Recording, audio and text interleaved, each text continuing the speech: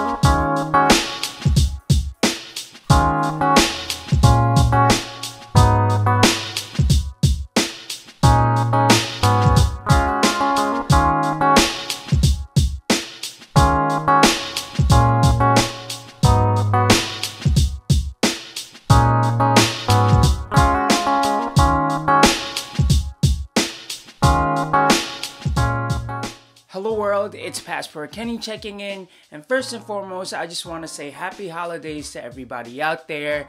Thank you for tuning into the channel. If it's your first time here, we cover everything from travel tips to videography tips to gear review and the such.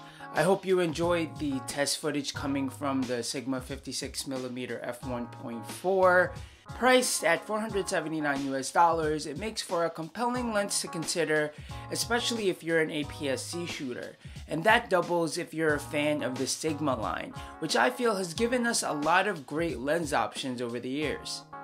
Don't you think so, Miami Kenny? So with any new lens, I try to challenge myself by creating a project where I use that lens for a majority of the time.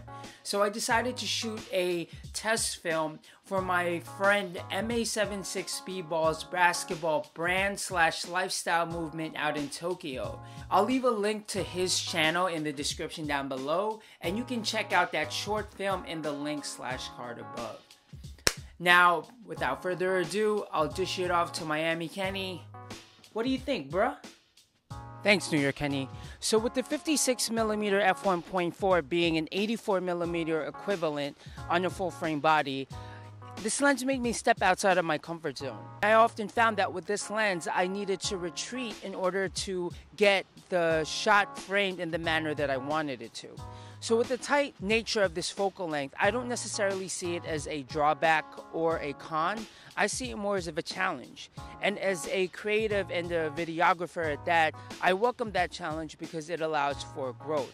And although this lens may not stay consistently on my Sony a7 III or Sony a6500 as consistently as my Sigma 16mm, Sony 24mm, or other lenses, it gives me another option for when my ideas require a tighter field of view, or if I would like to establish some type of foreground or depth into my shots. But with the image and focusing capabilities of this lens, it's the perfect lens to round out the Sigma trifecta. Anyways, back to you, New York Kenny. So to sum things up, the Sigma 56mm F1.4 is compact and packed with a punch. Quality and great for both photography and videography. Now, is this lens a must-buy? Well, I say it depends on what you need. If you already have something like the Sony 55mm f1.8 or even the Tamron 28 to 75mm f2.8, I'd probably hold off on buying this lens. Even though the f1.4 aperture will give you some extra advantage in low light, if you have something along the lines of those quality lenses in your kit, then you don't necessarily need the Sigma 56mm f1.4. Although I will say that compared to the Tamron, I will often reach for the Sigma 56mm if I'm using the A6500, only because of the small form factor.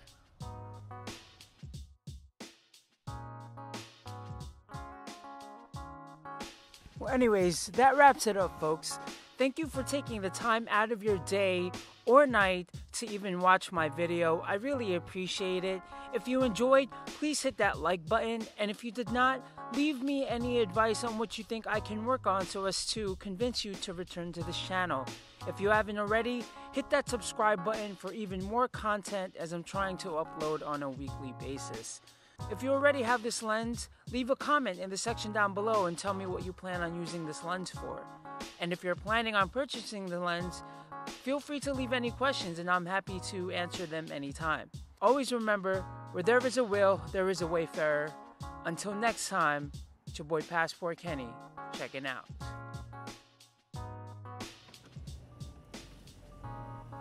Safety first.